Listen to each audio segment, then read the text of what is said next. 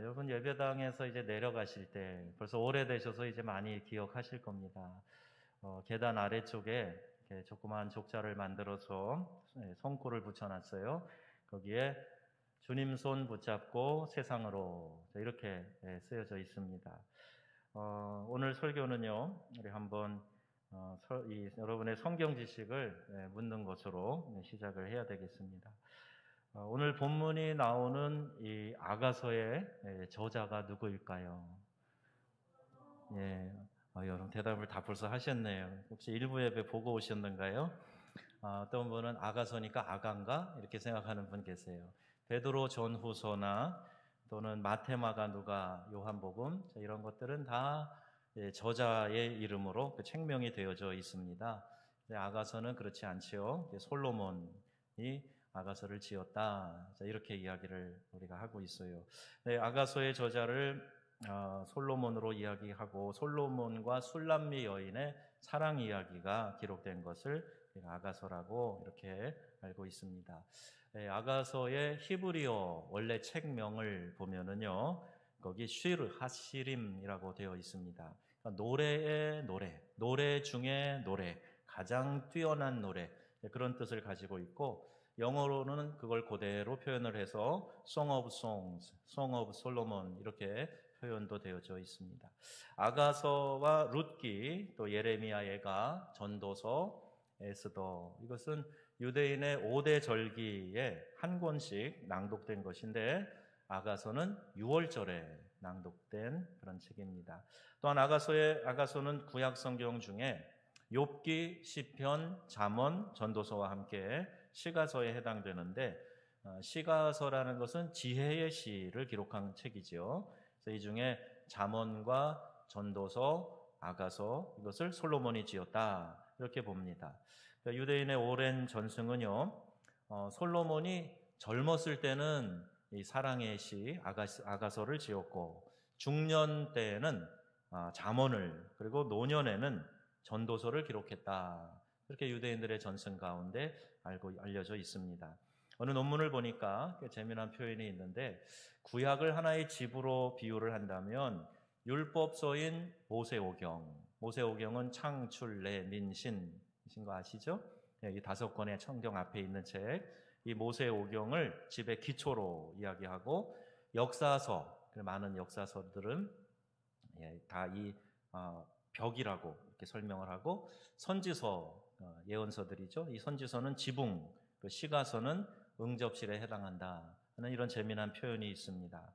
아가서의 주제는 인간 남녀의 사랑이에요. 이 아가서가 연애서와 비슷함에도 불구하고 구약의 경전으로 인정되고 있죠. 그리고 특별한 특색이 거기에 기록되어져 있기 때문입니다. 또 하나님의 이름이 이 책에 나오질 않아요. 구약의 2권 에스더와 이 아가서에 여호와 하나님의 이름이 나오지도 않는데 이게 경전이 맞느냐에 대해서 정경화 작업을 하는 동안에 많은 논란들이 있었어요. 에스더서는 그래도 분명히 하나님의 보이지 않는 섭리가 있지 않습니까? 유대인들을 다 멸하려고 하는 이 하만의 계획, 그 음모에 하나님께서 유대인들을 보호해 주셨던 그 보이지 않는 섭리가 그려져 있어요.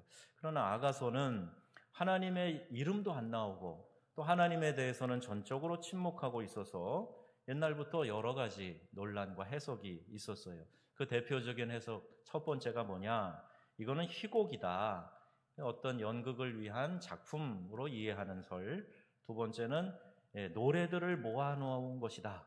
희곡처럼 정연한 게 아니라 노래들을 모아놓은 것이다. 그래서 가집설이라는 게 있었어요.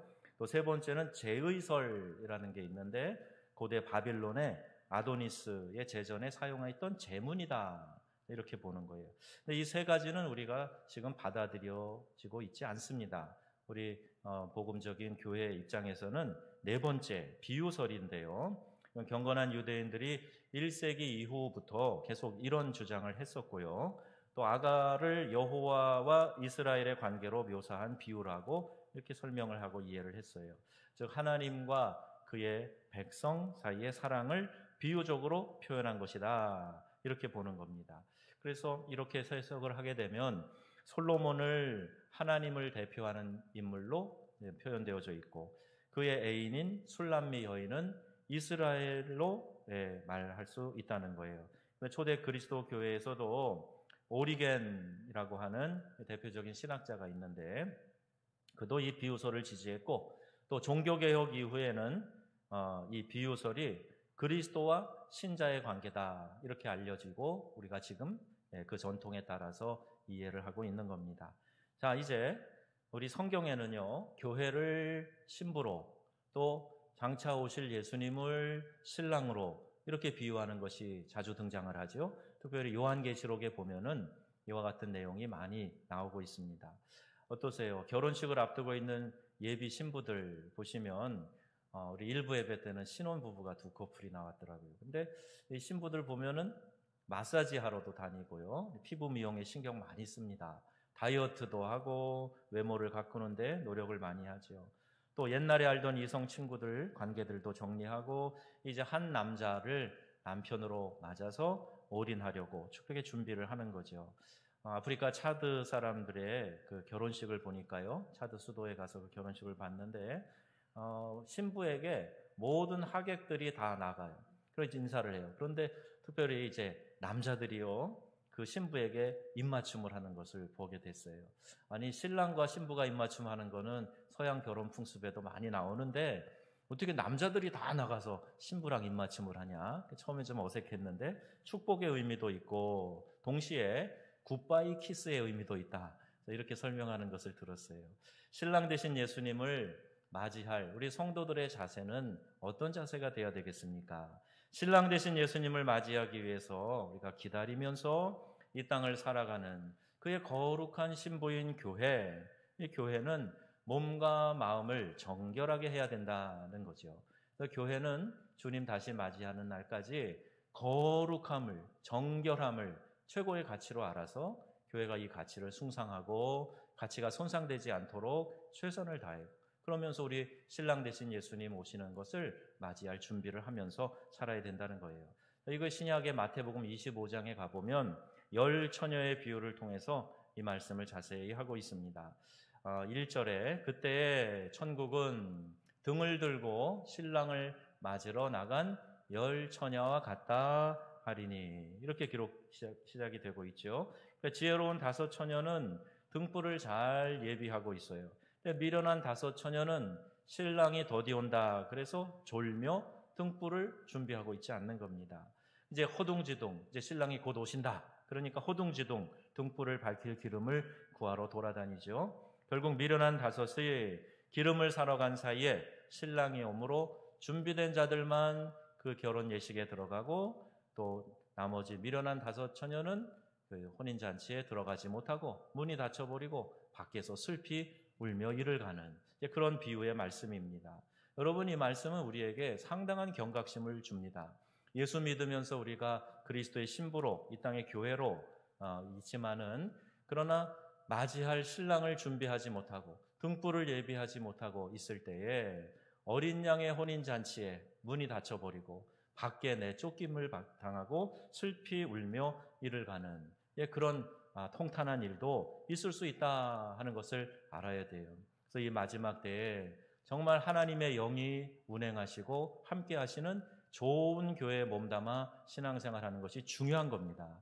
그리고 성도들 한 분 한 분이 그리스도의 신부로서 깨어서 주님 오시는 날을 준비하고, 주님 다시 오실 때 마라나타 주 예수여 어서 오시옵소서 기쁨으로 주님을 환영하고, 주님 만나서 혼인잔치에 들어가 영원한 기쁨을 누리는 것, 이거 우리의 성도들의 이 땅을 살아가는 삶의 자세가 되어야 됩니다.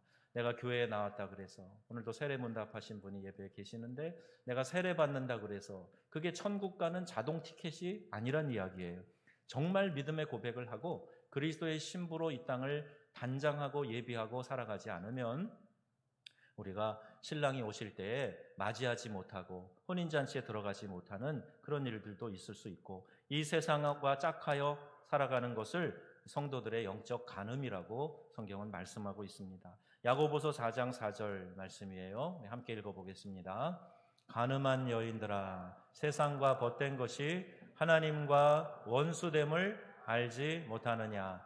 그런즉 누구든지 세상과 벗이 되고자 하는 자는 스스로 하나님과 원수되는 것이니라. 아멘. 이렇게 분명하게 우리에게 말씀하고 있습니다. 우리의 삶에는 몸으로 떠나 있어도 마음으로 함께하는 사람들이 있어요. 오늘도 화상으로 이렇게 온라인 화상으로 사진을 찍어서 내신 분 계시잖아요. 이렇게 멀리 있지만 사랑하니까 얼굴을 비추고 또 만나고 싶은 간절한 마음으로 서로 마음과 마음이 연결되는 그런 모습들을 우리가 보게 되죠. 그런 우리가 이렇게 주님을 지금 육신으로 이렇게 육안으로 대하지는 못하지만 이렇게 마음으로 주님과 연결돼서 사모하면서 살아가는 사람들이 있을 수 있고 전혀 관심 없이 이 세상과 즐기며 살아가는 그런 사람들도 있을 수 있다는 이야기입니다. 주님은 하늘로 승천하시기 전에 우리에게 보혜사 성령을 보내주시겠다 이렇게 약속을 하셨어요. 헬라어로 이 보혜사라는 말은 파라클레토스라고 하는 이름으로 되어 있는데 파라라는 말이 옆에 있다는 뜻이에요.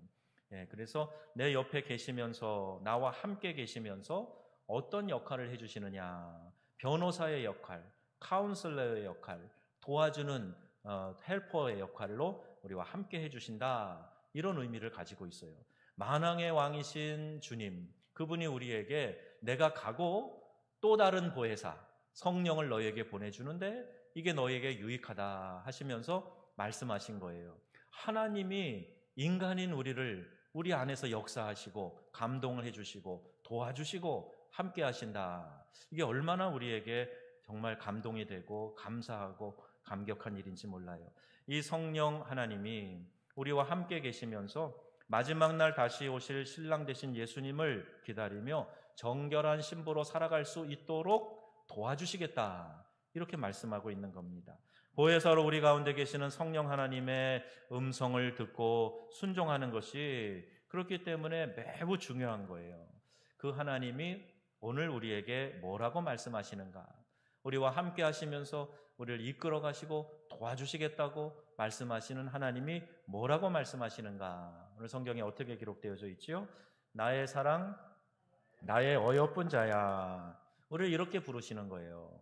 하나님이 우리를 바라보실 때 이사야 43장에도 있지만 내가 내 눈으로 너희를 볼 때 보배롭고 존귀하다라고 말씀하신 것처럼 오늘 아가서에도 나의 사랑, 나의 어여쁜 자야 이렇게 부르시는 겁니다. 사랑하는 자녀를 보면요 저절로 사랑의 감정이 쏟아져 나와요. 내가 사랑하는 사람을 보면 눈빛도 달라집니다. 너무 예뻐서 어쩔 줄 몰라 그 아이를 바라보는 부모님의 모습들을 제가 종종 보게 돼요.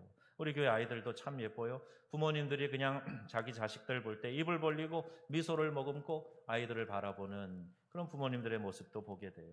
자, 그런 마음이 하나님이 우리를 보실 때 있으시다는 겁니다. 누구나 나를 인정해 주면 참 좋지요. 더 열심히 살고 싶지요. 인정해 주는 것 이상으로 더 열심히 뛰고 싶지요. 우리 남자들은 인정을 받으면 나를 인정해 주는 사람을 위해서 목숨도 바친다. 그런 이야기가 있어요.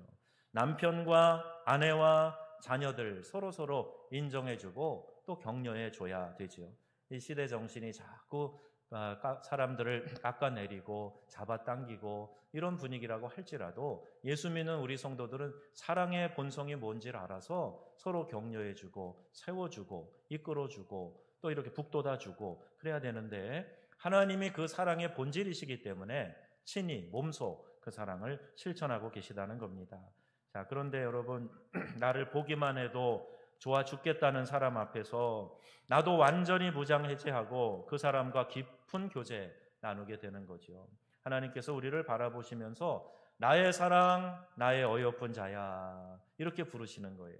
그리고 또 뭐라고 하십니까? 일어나 함께 가자 말씀하시는 거예요. 일어나라는 말이 여러분 주는 뉘앙스가 뭐예요? 지금 주저앉아 있다는 것 아닙니까? 넘어져 있거나 힘들어서 지금 다리에 힘이 풀려서 주저앉아 있는 그런 상태에 있는 이에게 하는 말이겠죠. 멀쩡히 지금 다 서서 잘 달려가면 왜 일어나라 하겠어요? 주저앉아 있으니까. 그런데 일어나 달려가 이렇게 말씀하신 게 아니고 함께 가자. 일어나라 함께 가자 이렇게 말씀하셔요. 신명기 1장 31절 말씀을 함께 읽어보겠습니다. 사람이 자기 아들을 너희가 걸어온 길에서 너희를 안으사 이곳까지 이르게 하셨느니라. 아멘. 모세가 이스라엘 백성들을 이렇게 이끌어가면서 보니까 우리의 힘과 능력과 자랑으로 이렇게 온 게 아니라 하나님이 너희를 안아서 이곳까지 이르게 하신 것 아니냐. 자, 이렇게 고백을 하고 있는 거예요. 모세는 광야 여정을 고난의 통로로만 보지 않았고 오히려 하나님의 품에 안겨서 걷는 은혜의 통로로 봤다는 겁니다. 여러분, 고난 중에도 하나님의 은혜는 반드시 있습니다. 아멘도 안 하시네요. 아멘 하셔야죠. 대표로 오셨으니까요. 반드시 있어요. 여러분, 코로나19 지나는 2020년 얼마나 어려웠어요? 그러나 그 가운데에도 하나님의 보이지 않는 손길이 우리를 지켜주시고 이곳까지 인도해 주신 줄로 믿습니다. 그러니까 고난이 있어도, 고통이 있어도 그 속에 보이지 않는 하나님의 은혜의 손길이 있다는 거, 우리 철든 신앙인들은 다 알아요. 그리고요, 그가 백성들과 달랐던 면이 무엇이었는가? 바로 임마누엘, 하나님이 우리와 함께 하신다 하는 것을 철저하게 깨달았어요. 동행해 주시는 하나님이시지 함께 걸어가 주시는 분이시지 라는 이 사실을 정확하게 알고 모세가 지금 이렇게 고백하고 있는 거예요. 사람들은요, 하나님의 손을 뿌리치고 내 힘과 능력으로 살려고 나 혼자 달려가다가 넘어질 때가 종종 있어요. 내가 하면 되지, 내가 경력이 얼만데, 내가 아는 지식이 얼만데, 내가 이 정도 힘이면, 영향력이면, 그러면서 혼자 달리다가 넘어지고 주저앉아 있는 사람들이 얼마나 많은지 몰라요. 하나님이 여전히 내 곁에 계심에도 불구하고 마치 하나님 없이 나 혼자 인생을 뚫고 나온 사람인 것처럼 그렇게 생각을 하는 거예요. 그래서 상처투성이가 된 모습으로 지쳐 주저앉아 있는 이들이 참 많이 있습니다. 하나님이 도우셔서 이곳까지 나를 인도해 주셨다, 하나님이 나를 품에 안고 여기까지 이끄셨다라고 고백하면 얼마든지 하나님께 감사 영광 돌리며 힘들었던 시간 도와주신 하나님께 찬양 올려드리며 할 수 있을 텐데, 내가 했지, 내가 이 어려운 상황을 뚫고 나왔지, 그러면 자기는 지금 만신창이가 되어 있으면서 주저앉아서 아무것도 할 수 없으면서 그러면서 스스로를 추켜 세우는 사람들이 얼마나 많은지 모릅니다. 그때마다 하나님은 안타까운 모습으로 다가오시는 거예요. 그리고 내 사랑하는 자야, 내 어여쁜 자야, 일어나라, 그리고 나와 함께 가자, 이렇게 말씀하고 계시는 겁니다. 자, 상황이 어떤 상황인가? 11절에 보니까요, 겨울도 지났고 비도 그쳤고 그래요.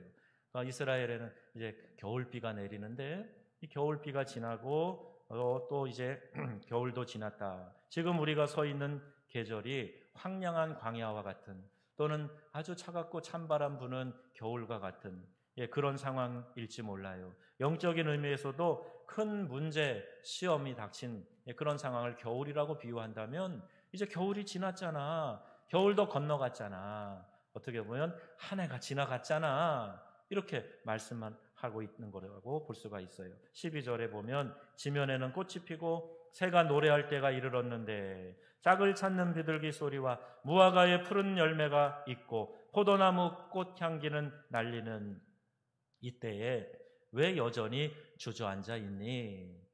이렇게 말씀하시는 거예요.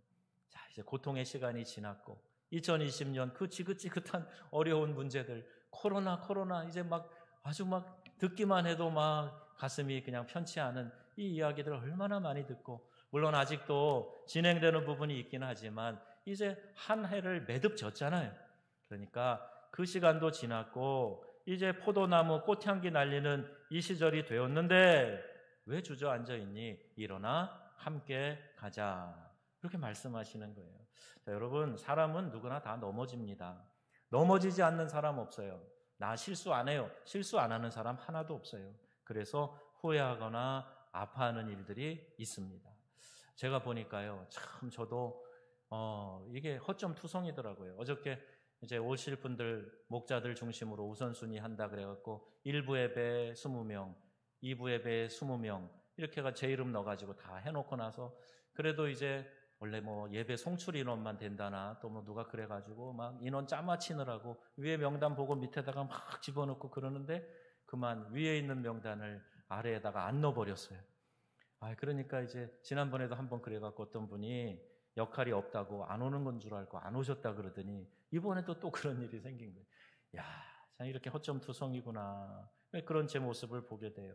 그러니 이런저런 일들 때문에 좌충우돌하고 판단착오를 하고 실언을 하고 실수를 하고 그런 일들이 우리의 인생에 비일비재하단 말입니다. 그럴 때마다 아파하고 주저앉아 있어야 됩니까? 전진하지 말고 그 자리에 머물러 있어야 됩니까? 상처투성이가 돼서 있더라도 핏덩이라도 살아있으라 주님 말씀하시잖아요. 하나님 은혜 안에서 믿음 안에서 내가 다시 일어나야지, 전진해야지, 이런 마음을 가져야지요. 시편 기자는 그렇게 고백합니다. 37편 23절 24절이에요. 우리 함께 읽어보겠습니다. 여호와께서 사람의 걸음을 정하시고 그의 길을 기뻐하시나니 아주 엎드러지지 아니함은 여호와께서 그의 손으로 붙드심이로다. 아멘. 넘어지나 아주 엎드러지지 않는다. 완전히 망하지 않는다. 왜 그런다고요? 여호와께서 그의 손으로 붙드심이로다. 심지어 이런 말씀도 있습니다. 잠언 24장 17절 말씀이에요. 다 같이 또박또박 읽겠습니다. 시작. 그가 엎드러질 때에 마음에 기뻐하지 말라. 아멘. 넘어짐보다 중요한 거는요, 다시 일어나는 겁니다. 넘어지는 거는 누구나 넘어질 수 있다 그랬죠. 다시 일어나는 거는 누구나 다 일어나는 게 아니에요. 넘어지고 난 다음에 이런 세 가지 다른 반응이 있다 그럽니다. 첫 번째, 넘어짐 때문에 영영 못 일어나는 사람이 있어요. 10년 전에 넘어졌는데 다시 일어나지 못하는 사람, 깊은 좌절에 빠져서 한탄만 하고 상황만 탓하고 남만 원망하고 그렇게 살아가는 사람들이 있다는 거예요. 근데 여러분, 다시 일어나는 것이 말씀에 기록된 하나님의 권고, 명령임을 기억하시기를 바랍니다. 하나님은 당신의 자녀가 주저앉아 있기를 원치 않으세요. 이 땅에 사는 동안 일어나서 사명 잘 감당하고 하나님께 쓰임받기를 원하시지, 주저앉아서 어린애처럼 땡깡 부리고 그렇게 있기를 원치 않으신단 말이에요. 그러니 일어나라 하는 것이 주님의 명령임을 여러분 깨달으시기를 바랍니다. 또 넘어졌다가 다시 일어나긴 했는데 잘못된 마음으로 일어난 사람이 있어요. 분노와 보복의 마음을 가지고 있어요. 보자, 기회를 엿보다가 갚아주리라, 이런 마음을 갖는 거 제대로 일어난 게 아닙니다. 내가 누구 때문에 넘어졌는데 원망하고 아직까지도 그 마음 풀지 못하고 있는 거, 그 제대로 일어선 게 아니에요. 하나님은요, 잘 되라고 붙잡아 일으켜 주시는 것이지 일어나서 잘못된 일 하라고, 네 원수 갚으라고 일으켜 주시는 것 아닙니다. 의욕도 잃어버리고 성실함과 사랑 던져버리고 그걸 다시 일어난 게 아니다 하는 거 우리가 기억을 해야 돼요. 또 세 번째는 넘어졌다 일어나서 전보다 잘 되는 사람들이 있어요. 넘어졌다 다시 일어났는데 이전보다 더 견고해지고 성숙해지고 잘 되는 사람들이 있단 말입니다. 누가 그랬는가? 성경에 아브라함이 그랬어요. 아니, 믿음의 조상이라는 사람이 하는 짓을 보니까 정말 찌질한 짓도 많이 했어요. 그런데 그 아브라함이 다시 일어나서 믿음의 조상이 되고 하나님께 인정받는 믿음의 소유자가 됐다는 거, 이거 우리가 주목해 봐야 될 일이에요. 또 다윗이 그랬습니다. 지금도 이스라엘이 다윗의 별을 굳게 새겨놓을 만큼 존경하는 왕, 그 가장 강성했던 이스라엘을 이루었던 왕 다윗도 실수가 많았어요. 또 베드로가 그랬습니다. 수제자라고 하는 베드로가 우리 예수님을 3번이나 부인하고요, 하는 짓을 보면은 그냥 다혈질에 성급해가지고 실수투성이에요. 그런데 그 베드로가 다시 일어납니다. 수없이 실패했지만 다시 일으키기 위해서 내미신 하나님의 손을 그들이 붙잡았기 때문이에요. 그들의 개인의 능력이 아니라 하나님이 손을 내미셨을 때 부끄럽지만 그 손 다시 잡으니까 일어날 수 있었다는 얘기입니다. 어떤 분의 간증이에요. 미국 교폰인데요, 그만 도박의 중독에 빠져가지고 집 2채를 다 날려버리고 하루아침에 쫄딱 망한 그런 신세가 되었어요. 그리고 이제 아내에게 이혼하자는 말 들을 각오를 하고 그 상황을 고백을 하게 됩니다. 근데 의외예요. 아내가 이 아내는 교회 열심히 나가는 권사님이셨대요. 그런데 남편이 늘 믿지 않아서 기도하고 안타까워하던 중에 남편이 그렇게 폭삭망하고 어려움을 당하게 되었어요. 그리고 얘기를 들을 때 여보 괜찮아, 우리 다시 시작해. 그런데 한 가지만 약속을 해줘요. 이번 기회에 교회에 한번 같이 나갑시다. 그렇게 제안을 했어요. 남편이 미안하기도 하고 그러니까 그 다음 주부터 예배를 따라 나가기 시작했는데 하나님의 그 계획하심과 하나님의 강력한 임재가 그에게 임한 거예요. 얼마나 믿음 생활을 처음부터 열심히 하는지 몰라요. 그러니까 그런 사람들 금방 목회자의 눈에 들거든요. 교회에 또 중요한 직분들도 맡아가고 하다가 교회가 큰 건축을 하는 그런 기회가 됐는데 이분이 전에 했던 직업과 관련이 있는지 모르겠지만 건축위원장을 맡았다는 거예요. 그리고 이 1,400만 불짜리 건축을 하는데요. 건축위원장으로 얼마나 열심히 수고하고 헌신했는지 몰라요. 그리고 나서 여러분 기대한 간증대로 정말 사업도 회복이 되고 하나님 은혜 안에 놀라운 신앙의 소유자가 됐다 하는 거예요. 분명 자기는 도박 중독으로 폐인처럼 살면서 재산까지 다 탕진했는데 그러나 하나님이 내미신 손을 그가 붙잡았을 때 다시 회복되는 역사가 이루어진 것으로 믿습니다. 우리 민족의 지도자 김구 선생님, 김대중 전 대통령 수없이 어려움 치르고 옥고도 치르고 그랬지요. 그러나 다시 일어난, 그래서 민족의 지도자로 역할을 감당한 그런 대표적인 예가 아니겠습니까? 넘어지는 것보다 다시 일어나는 게 중요합니다. 넘어져도 다시 다가와서 손 내미시는 주님의 손을 붙잡아야 된다는 거예요. 이게 믿음입니다. 알량한 자존심이 그게 믿음이 아니에요. 내가 해오던 방식 그게 믿음이 아니에요. 우리 주님이 손 내미실 때, 내 마음에 감동을 주실 때 부끄럽지만 주님 손 붙잡는 것, 이게 믿음인 줄로 믿습니다. 그걸 우리가 실천해야 돼요. 베드로가 그렇게 여러 번 넘어졌지만 주님을 의지하고 주님 손 붙잡는 것에 내 자존심 내세우지 않았어요. 부활하신 주님께서 베드로에게 찾아가시죠. 나 같으면 그래 제자 배반하고 도망간 제자 찾아갈까 싶은데 우리 주님이 가세요. 가셔서 베드로에게 물어보십니다. 네가 나를 사랑하냐? 베드로가 한 짓이 있으니까 민망해서 주님 사랑합니다 이렇게 못하잖아요. 주님 사랑은 하는데 내 마음 주님 아시잖아요. 이렇게 대답을 해요. 예수님이 3번이나 반복해서 물어보세요. 왜 그렇게 하셨을까? 물론 3이라는 완전 숫자가 있긴 하지만 베드로도 예수님을 3번 부인했잖아요. 모른다고 부인하고 나중엔 저주하면서 부인했잖아요. 그 민망함을 씻어주시기 위해서 예수님이 베드로에게 3번이나 사랑 고백을 받으시는 거예요. 물어보시고 사랑한다는 고백을 받으시는 거예요. 여러분, 우리도 실수할 수 있고 넘어질 수 있어요. 그래서 주님이 우리에게 다가오셔서 한 가지만 확인하실 거예요. 네가 나를 여전히 사랑하느냐 물어보실 거예요. 그럼 어떻게 해야 돼요? 주님 사랑합니다 고백해야죠. 우리 주님이 다가오셔서 손 내미실 때 그 손 붙잡아야죠. 그리고 저를 일으켜주세요 주님, 주님 사랑합니다. 그런 고백을 해야 되죠.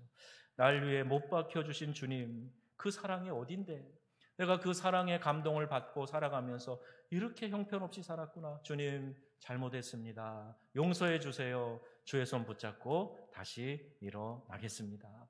이런 결단이 우리에게 필요합니다. 여러분, 우리 함께 일어나십시다. 우리 새해 첫 주일에 함께 일어나는 성도님들 다 되시기를 바랍니다. 1992년에 바르셀로나 올림픽에서 우리나라의 황용조 선수가 마라톤 금메달을 땄어요. 얼마나 이게 민족적인 자부심이고 자랑인지 몰라요. 여러 가지 그 후담이 있지만은요, 이 황용조 선수가 금메달을 딴 그 같은 대회에서 400m 경주에 또 감격적인 스토리가 하나 있습니다. 데릭 레이몬드라고 하는 우승 후보자였는데요, 이 절반쯤 달리다가 그만 다리 근육 파열이 일어나서 넘어지게 됩니다. 자, 누가 등장하는가? 누구 손 붙잡고 누구 의지해서 목표 지점까지 달려가는가? 우리 영상을 한번 잠깐 보고 말씀의 결론을 맺겠습니다.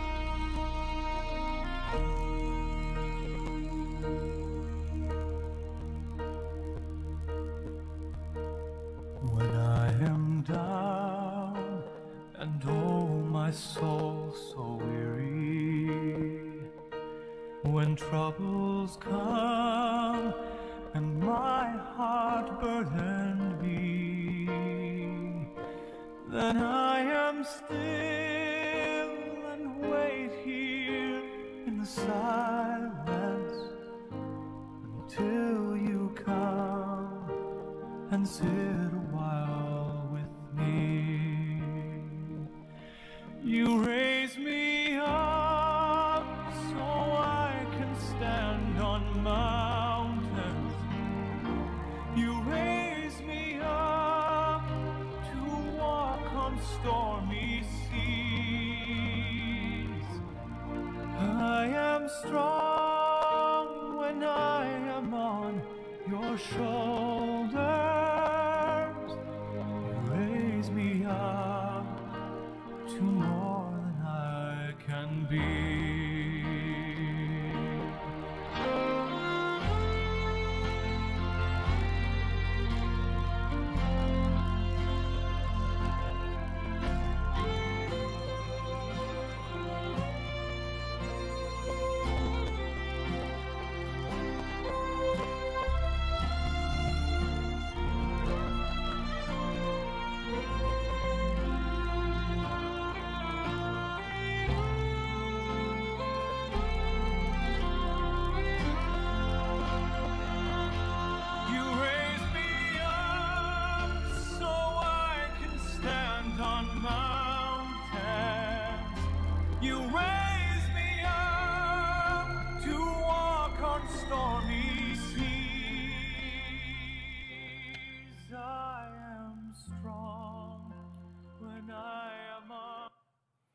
우리 인생의 쓰디쓴 고난의 시간, 그래서 넘어져서 아파하는 시간 있을 수 있어요. 그때 내가 내 인생에 허락하신 하나님의 비전, 하나님의 뜻, 내 인생의 마지막 결승점을 향해 넘어져 주저앉아 있을 수 없다. 일어나자, 달려가야 되겠다. 이 마음을 가지고, 의지를 가지고 일어나니 안타깝게 보고 있던 그 아버지가 달려 들어와서 그를 끌어안고 부축해서 결국 영광스러운 목표 지점까지 함께 걸어 들어가지 않습니까? 1등이 아니면 어떻습니까? 우리에게 주어진 사명은 끝까지 완주하는 거예요. 포기하지 말고, 주저앉아 있지 말고 끝까지 가는, 꼬린 지점까지 들어가는 거예요. 그게 하나님이 우리에게 허락하신 우리의 인생의 목표인 줄로 믿습니다. 넘어져 있지 말고, 주저앉아 있지 말고 그 자리에서 일어나시기를 바랍니다. 지쳐 있습니까? 넘어져서 아파합니까? 힘없이 주저앉아 있습니까? 일어나세요. 일어나세요. 나의 사랑, 나의 어여쁜 자야, 다정히 부르시며 내 곁에 계신 우리 주님 바라보셔야 됩니다. 그리고 함께 가자, 일어나 함께 가자 말씀하시고 손 내미시는 주님의 손을 붙잡으셔야 돼요. 넘어졌지만 데릭 레이몬드처럼 1등 아니어도 괜찮아, 꼬린 지점까지 갈 거야. 아버지의 따뜻한 손을 잡고 힘들고 고통스러워도 결승점까지 달려가는 우리 믿음의 성도들 다 되시기를 주 예수님의 이름으로 축원합니다.